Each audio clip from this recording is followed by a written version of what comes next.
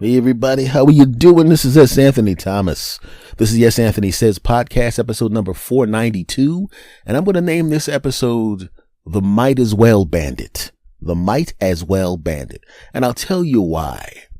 I ran across an old friend of mine, and I don't know if any of you guys have lived in a tough neighborhood or you grew up in the hood, or you grew up in a poor neighborhood, or you grew up in a neighborhood where there was a lot of crime, but I kind of did. So, so my perspective of how things go is a little bit different, and I tend to look around. I tend to walk around as if I'm a punt returner in NFL football, because I'm always looking around, because I have been I don't like to say victim, but I've been on the other side of violent crime. I was carjacked once, and a couple of times people attempted to mug me. One time I just got away from the guy, and the other time let's just say he woke up and I was already gone. Okay.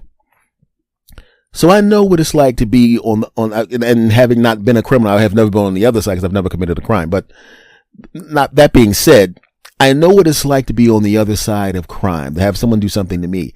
And so I'm always on the lookout for those things. Even when I move to an area, or I'm living in an area where the crime rate is ridiculously low, I still look around and pay attention to my surroundings the same way I would if I was in a tough area. That's burned into me, and I can't get it out. And you know what? I don't want it out. Right? Now, I call this episode The Might As Well Bandits for a reason. Now, I'm going to give you an idea of what I'm talking about. If you ever watch a movie, like some of those movies from the 80s and 90s, and even nowadays, what happens is you have the people that go in, they got the weapons, they're going to go into this person's house and rob them. It's like a drug robbery. Like they're going to go in and rob the drug dealer, and they just want to go in and when they get the money. And if they see some jewelry, they're going to grab that and they're going to get out, and they're really sophisticated. They don't want to hurt anybody. They'll do it if they have to, they're thinking, but they're figuring that we're going to go in there, we're going to flash this weaponry, they're going to give us the money, and we're going to run out. You've seen those movies, but you've also seen this in the movie. The one person freaks out and grabs the mask and pulls the mask off of the face of one of the people. And then what happens? That person gets shot. Or if the person pulls the mask off and everybody sees what the person looks like, oh no, what happens? That criminal shoots everybody. Right? Now, they didn't intend on shooting anybody, but because of the circumstances, because, well, I might as well do this now. They saw me. I might as well make sure there's no witnesses. That's what happens. Sometimes once the chain has started, once the chain of events has started, there's no stopping it, and bad things happen, right? If you got a gun and you're robbing somebody, right? And all you want to do is take their car. You start going, wait a minute. Maybe I can take this person around and make them empty their ATM, use their ATM card to get me some more money.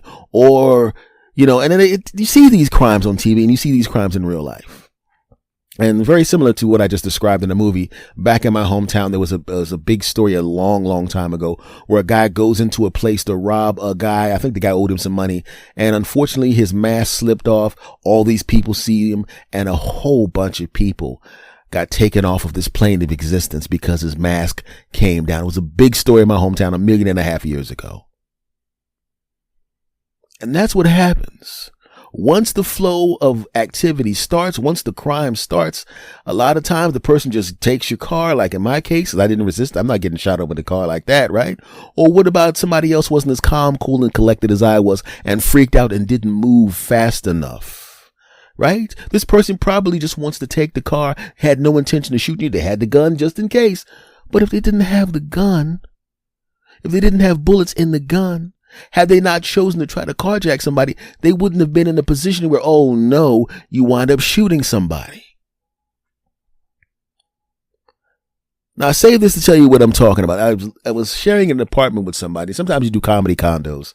And we're staying in an apartment, and we're all getting paid. And I know at the time we were getting paid in cash. And if you get paid in cash, that means the wait staff probably know you got paid in cash. That means the waitresses probably know you got paid in cash, which means their boyfriends and girlfriends probably know you got paid in cash. It's probably common knowledge that the comics in this comedy condo are paid in cash, right? So what I decided to do was they stayed the night and I got in my car and got the hell out of there because I'm not getting robbed. You know what I mean? And I think one or two times those guys got robbed, but it didn't happen to me. Why? Because I was in my car on the freeway while they were staying in the hotel. Hell no. And like I said, this kind of mentality stays with me today. I'm always on the lookout for these things. I always check all the windows. I always check all the doors. I double check everything just to be sure. One time, a girl I was staying with used to laugh at me all the time because when we would come into the spot, I would go out back and I would take the grill and I would drag the grill across the yard and put it behind the big tree so you couldn't see it from the street. And I would take the lawn chairs that she had out there and I would drag them into the house, fold them up. And they were big, heavy chairs, but I folded them up and put them inside the house. And she was used to having them outside. She goes, "Why do you keep dragging in those lawn chairs? Why do you keep dragging that grill around? We use the grill all the time. You're just going to have to drag it back." You see, she didn't live in an area that was similar to the area that I lived in. She was not subject to any kind of criminal activity, meaning people doing bad things or attempting to do bad things to you. She didn't grow up around some of the people that I grew up around, didn't become friends with, but knew them. She didn't grow up like that, so she didn't think the same way I thought. She's thinking, who's going to want a grill? Nobody's going to climb through the fence to get that grill. Who wants lawn chairs? Nobody's going to climb through the fence to get lawn chairs. She used to laugh at me when I would put the club on my car when I was just running into a corner store. You know, you go to a corner store in your neighborhood, you're only going to be in there about 5-6 minutes. You're going to go in there. You're going to ask them to make you a sandwich. You're going to go in there. You're going to grab some chips. You're going to go in there. You're going to grab some whatever. You're only going to be in there tops 5-10 minutes. But I always methodically put the club on my steering wheel. For those of you that are in different countries, let me explain what it's called. The club, and essentially it's a metal bar that hooks into the steering wheel of your car. It extends in a way that you can't turn the steering wheel once it's locked onto the steering wheel. You can't turn the steering wheel. Now, if you have the kind of car a professional thief, like if you have a Bugatti and you put a club on a Bugatti, anybody trying to steal a Bugatti has the tools. They'll just cut the steering wheel off. You know what I'm saying? Throw the club on the ground and then push the car up into the back of a truck and drive it off. It's not going to help with that, but it really helps with the guy that's the opportunistic thief. That's basically what that's for. It's basically a deterrent, a visual deterrent, so people can see it and go, I'm going to the next car. Back to the story. And she ridiculed me for putting the club on. That's because she's never had a car stolen. And I have. I was in the car and there was a gun to my head, but it still counts as a car theft, does it not? Right? So she made fun of me for that. And I tried to explain to her, I said, listen, babe, where I come from, the place that I come from, I've actually had relatives and friends have chairs stolen off of their porch while they were in the house. The person had the stones to ease up on the porch and very quietly ease the metal chairs, and they were cute chairs, metal chairs off the porch. And these people did that to a bunch of people. They would sneak up and ease the chairs off the porch. Remember, there were no Ring cameras back then, right? If you didn't see it, you didn't see it. And you come out and say, where the hell are my chairs? And you look at your neighbor's porch, where the hell are your chairs? And there'll be 5 or 6 houses. Where are the chairs? And some dude pulled up with a truck in the middle of the night and very slowly and methodically eased the chairs onto the back of the truck. Probably either kept the chairs or melted them down for the metal. But in any case, you don't have your chairs. Oh no. It got to the point where people would literally, and it looks so bad because the chairs look really nice on the porch, but there were people chaining their chairs to cement pegs on the ground so you couldn't take the chairs, right? With thick chains that would really be really difficult to use bolt cutters on them. And that wasn't good enough deterrent because they didn't get their chairs stolen. But it looked like their chairs were in the chain gang or something like that. It's like all the aesthetic pleasure of looking at the chairs, which were wonderful looking chairs. The second you look down, it's like, oh, this is the kind of chain you would use to hold an elephant at the circus. What the heck is this crap? Kind of messed it up. So that's the place that I'm coming from. And she understood that. You are right. Those chairs, they cost like $200. And I guess if somebody stole the chair, they could probably sell it for like $150. I said, no, they'd sell the chair for like $25. Why would you only sell the chair for $25? First of all, it looks good. You take good care of your chairs. True. But it costs them nothing but jumping over a fence. They're not going to haggle. They're probably just going to try to sell it for some drugs. They ain't worried about that. Yeah. And your grill costs $300. They could probably sell that for something. You know what I mean? They're going to, when somebody's going to steal something, they're going to steal something. But that's not the point. I didn't bring the chairs in and I didn't move the grill out of sight because I was afraid someone was going to steal the grill. I was afraid that the person who was going to come over the fence would turn into a might as well bandit. What's that? A might as well bandit. Think about it. If they don't come over the fence, that means they're not even thinking about it. It means that's the kind of person who's an opportunistic thief, but they don't have the courage or the evil intent to come over the fence. But once they're over the fence, I could take the chair. Yeah. But there's going to be a percentage of them that realize that now they're right at the door, the back door. And this person may pop the door open and stick their head in. And sometimes these criminals will just stick their head in real quick. They don't want to deal with the people living in the house. They're just going to try to take whatever's right there in the basement, whatever's right there, whatever I can see right now. It's a TV. I'm going to pick that up and walk it out. It's a lawnmower here. I'm going to pick it up very quietly, walk out. There's some stuff on the table. Oh, somebody left their wallet. I'm just going to take that and walk out. But wait a minute. Somebody got over the fence and they got to the chairs and they stole the chairs. And then you have another person who goes, I might as well try the door. And that person moves in and they grab whatever's right there. But what about they get some of that stuff to the car and the door? The back door is still open and no one was moving around. There's no dog and they don't hear anyone stirring. Might as well go up to the living room. There's probably purses and wallets up there. Stereo. They didn't notice me in the basement. So let me go up to the living room. And then they go up to the living room. Might as well. You didn't hear anything in the basement. Might as well go to the living room. And they go to the living room and they got the purses and they take another television and they take the stereo and they make it down past the living room, down through the basement, out to the back of their car. And you still haven't woken up. Now, for most of them, they realize they pressed their luck and they'll get the heck out of there and they'll be laughing in the car. Those fools didn't even wake up. But what if the person who does this has even more evil intentions? Right? You're upstairs naked with your woman. Or maybe your kids are upstairs in their room, right? Maybe those kids have PlayStations. Maybe you've got a safe upstairs. Maybe. And all of a sudden now you got somebody in your room with a mask on. Ooh. I don't want to even talk about what could happen in that situation. We're going to not even bring that up. But you know what I'm talking about, right? Maybe the mask slips off. Oh no. It's a chain of events that you don't want to happen. And I didn't mean to scare her because as I'm telling her this, she has the same look on her face as if she's watching a horror movie.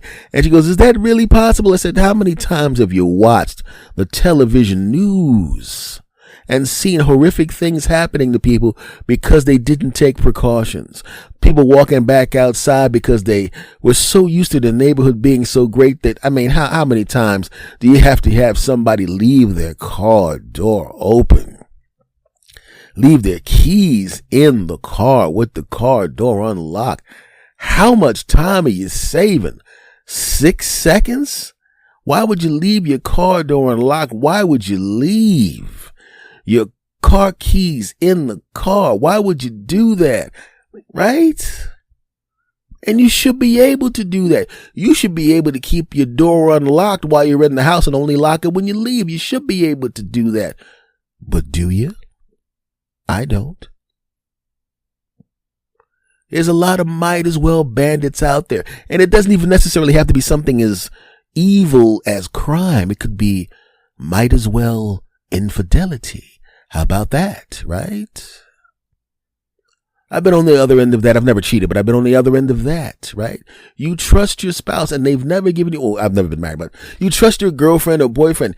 They've never given you a reason to doubt them. You give them all the trust in the world. And all of a sudden they have a work husband or a work wife, a person at work that they get a little bit too close with, right? Somebody who gets so close to them, they're not doing anything, and your significant other is not thinking of them romantically, but they think of them as someone whose company they enjoy.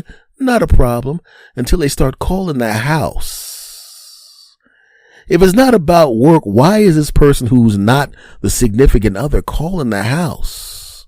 Right? And your girlfriend or your wife or your husband always goes into the other room to talk on the phone because you asked them to go in the room because they talk too loud. But now all of a sudden, instead of going, all right, let me go in the other room, they happily go in the other room. You didn't tell them they had to close the door. And why are they laughing so loud? Well, not a big deal. I trust them. And as the bond grows deeper with the work husband, work wife, and the phone calls start to come in, and nothing happened before, so why should you worry about it? All of a sudden, they start dressing up a little bit more, not necessarily provocatively, but much better than they need to for work. And they start working late, and that person starts having lunch with them all the time, right? And maybe they give the person a hug and a kiss on the cheek. And they accidentally, the sides of the mouth touch a little bit, right? And it's exciting, right? And the next thing you know is a little peck on the mouth. It's just like grandpa, right? Yeah, but grandpa doesn't have his hand on your butt like this guy does, huh? And all of a sudden, it's a kiss at lunch. No tongue, but a kiss that's a little bit too long. And then the next thing, it is a little tongue. And the next thing, you know, old Jed's a millionaire. And all of a sudden, that dude is digging all into your wife's panties. Or that lady is digging all into your husband's drawers. And they're doing some stuff they don't need to be doing. And they feel guilty afterward. Right? And they go home and they expect you to notice that there's something different, but you don't because you trusted them. Ooh. At one point, it was just a friend at work, and then it became a little more, and they might as well do it, right? It's not like you care. You didn't even notice. You didn't care. Why would you? I've been in that situation before. I didn't do anything, but there was a lady at work that I found so physically attractive, I almost couldn't think straight. But I'm a faithful man. And the fact that I didn't, take it to the bedroom and give her that good deep business so good as Christmas lets me know that I'm not a cheater. Because if I was going to cheat, that would have been the time. Okay? And she made it very, very clear that she wanted me to, how can I put this, be inside her all night, every night. If you understand what I'm saying. Pretty blatant, right? But I didn't do it because I had a girlfriend, and I didn't even touch her like that. I didn't send any kind of signal. I was her type, right? But I didn't do anything. But I could see how a person could go, well, my girlfriend's been kind of mean to me, and we haven't done anything in like 2 weeks because she's so concentrating on work, and she ain't exactly, I'm like, I give her a hug, and she just give me this little peck on the cheek, and she don't even give me anything. But this fine, delicious woman over here is basically begging me, right? My girlfriend, obviously, she don't care. If she ain't gonna do that with me for 2 weeks, she obviously don't care, so I might as well.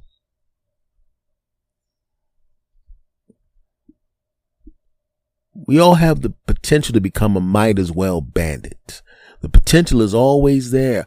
I'm very proud of the fact that I did not become a might as well bandit, because if it was ever going to happen, that's when it would have happened. Now, in retrospect, when I think about it now, decades later, like I said, I don't want to have been a cheater, but there's a part of me that's like, man, you should have taken her back to your apartment and given her that good deep business, because I found out that the person I was faithful to wasn't faithful to me, and I missed out on my opportunity to enjoy that delicious woman who probably would still be with me right now. But it's still better that I kept my integrity intact. Oh, I wish I'd have jumped on top of her. Anyway, moving on. So what I'm saying, my friends, is you got to be careful, man. You got to be careful because the might as well bandits may strike. You got to protect yourself at all times, man. You can't be lacking, right? To this day, I make sure that there's no opportunities or very, very small opportunities. I make sure that when it comes to that kind of thing, I stay under the radar. You have no reason to come into my yard, no reason to do any of that stuff, no reason. And when it comes to women, when I'm dating a woman, I make sure that I do not put myself in any kind of position where I would even think about becoming a might as well bandit. Just don't want to do it. So I would suggest to you, my friends, look around yourself. Stay away from the might as well bandits that might attack you, and do whatever you have to do to make sure that you don't become a might as well bandit, because the repercussions of both are bad. You dig? You know what? I just realized there is a way where you can become a might as well bandit in a good way, right? Because you listen to this podcast every week. You might as well tell somebody about it, right? You might as well tell your friends and family about this podcast. You might as well, right? You might as well rate and review this podcast 5 stars, please. You might as well subscribe to this podcast. Hey, you love this podcast. You might as well listen to my other podcast, The S. Anthony Thomas Show. You might as well rate and review that one and subscribe to that one too. You might as well, right? And I love doing this podcast, so I might as well do another one next week. In fact, I think I will. Much love to you, my friends. Thank you for listening.